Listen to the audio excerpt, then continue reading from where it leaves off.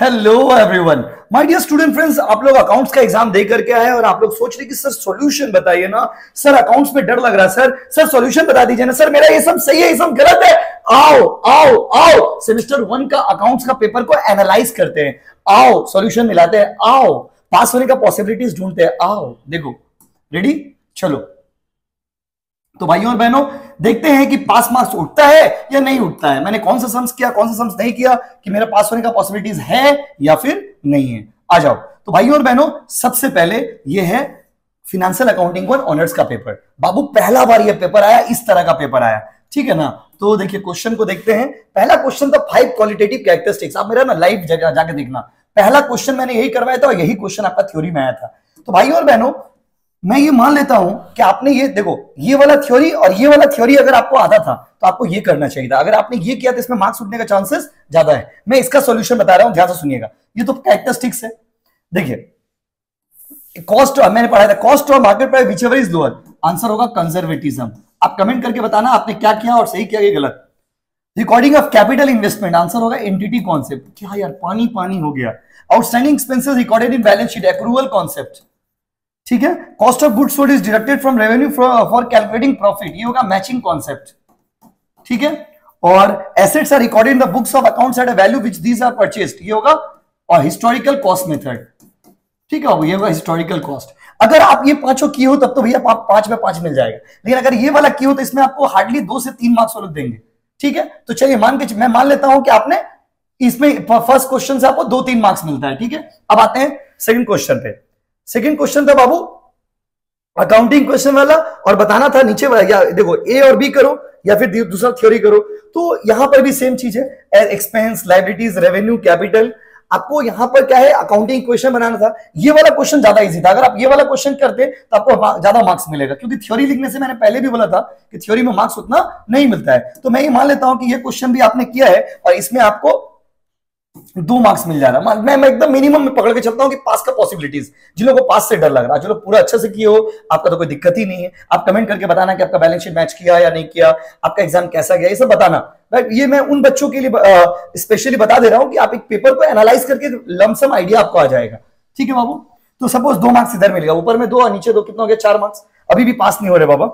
अच्छा, ये वाला क्वेश्चन देखो, एक्रूवल बेसिस पे बना था अपना। मेरा मॉडल पेपर आप लोग में जो बच्चे सॉल्व करके गए होंगे, लीक पेपर, आप तो पूरा पेपर अटेंड करके आ गए होंगे, क्योंकि पूरा क्वेश्चन पैटर्न देखिए। हम लोगों ने भी एक्रूवल बेसिस का सम्स दिया था, इसमें भी एक्रूवल बेसिस है, तो सम्स पूरा सेम है। अच्छा, एक्रूवल बेसिस वाला सम्स आई होप आप लोग किए होंगे। तो देखिए ग्रुप ए में आपको कितना क्वेश्चन करना था, 3 क्वेश्चन करना था बाबू, कंपलसरी, ठीक है ना। तो आई होप आप लोग किए होंगे। चलिए मान लेते हैं कि बहुत सारे बच्चे नहीं किए, तो अगर ये किए होंगे तब तो ये अच्छा है, और अगर बाय द वे आप नहीं किए हैं तो कोई बात ही नहीं। तो मैं मान लेता हूं कि चलो आप ये गलत बना दी, चलो मान लेता हूं कि मैं गलत बना दी, अभी भी पास नहीं हुआ भाई, अभी भी पास मार्क्स उठा नहीं है।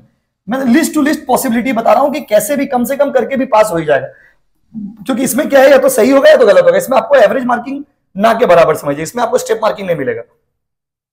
डेप्रिसिएशन का सम्स भाई, इससे इजी सम्स क्या रहेगा, इससे हार्ड सम्स आपके भाई ने आपको करा दिया था, तो इससे इजी सम्स क्या रहेगा, उसके कंपैरिजन में ये थोड़ा ज्यादा स्टैंडर्ड था। तो सपोज आपने डेप्रिसिएशन का सम्स पूरा किया है, still there are some silly mistakes, और तो आपको इसमें मिल जा रहा है, मान लीजिए इसमें आपको मिल जा रहा है 3 मार्क्स। तो कितना हुआ, 4, 3, 7। अभी भी पास नहीं हुआ सर, अभी भी पास मार्क्स नहीं उठा, 7 मार्क्स उठा। अब भाई ये भैया रेक्टिफिकेशन, जनरल एंट्रीज और सस्पेंस अकाउंट बनाने के लिए दिया था। जनरल एंट्रीज मारना था आपको और सस्पेंस अकाउंट बनाने के लिए दिया था। तो देखिए इस ग्रुप में क्या है, इस ग्रुप में टोटल आपका, अगर आप देखोगे ग्रुप बी में, ये लोग क्या किया, अकाउंट्स में आप तो या तो ये करिए या तो ये करिए। यहां पर आपको ऑप्शन नहीं दिया कि 3 में से 2 करो या 3 में से 1 करो, ऐसा ऑप्शन नहीं दिया आपको। तो माय डियर स्टूडेंट, वो क्वेश्चन करते, अगर वो करते तो आपको रेक्टिफिकेशन करना था।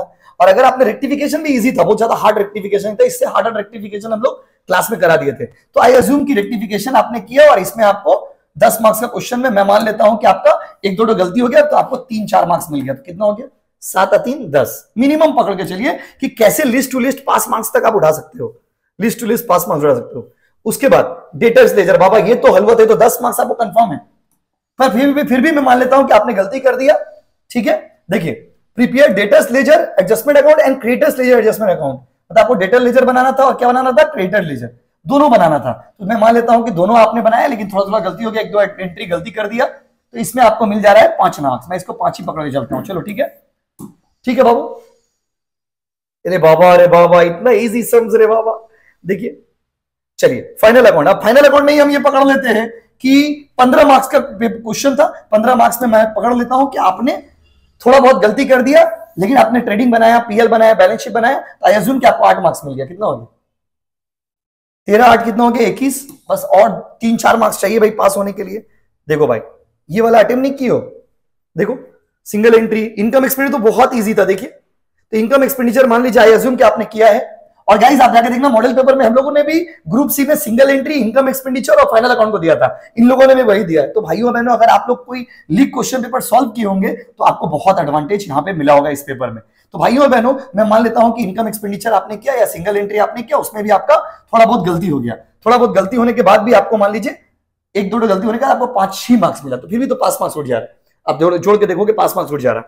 तो मतलब माय डियर स्टूडेंट मैंने आपको पहले भी कहा था कि अगर आप पूरा पेपर अटेम्प्ट करते हो देयर आर हाई चांसेस कि आपका पास मार्क्स उठ जाए। अगर आप पूरा पेपर अटेम्प्ट करते हो तो पास मार्क्स आपका आराम से उठ गया। तो गाइज मुझे लगता है कि आपने पूरा पेपर अटेम्प्ट किया है और आप पास मार्क्स आराम से उठा लोगे। तो आप लोग में कुछ बच्चे बहुत पैनिक हो रहे, पैनिक होने का कुछ भी नहीं है। अगर आपने क्वेश्चन अटेम्प्ट किया है तो ये अकाउंट से आपको स्टेप मार्किंग मिलेगा, चिंता करने का कोई बात नहीं है। Now you focus on semester 2। और अगर आपने अभी भी सेमेस्टर 2 का क्लासेस कहीं ज्वाइन नहीं किया है तो you can join the classes with us also. मेरा नंबर भाई का नंबर चाहिए ले लो 9874411552। ए बाबा कहां है?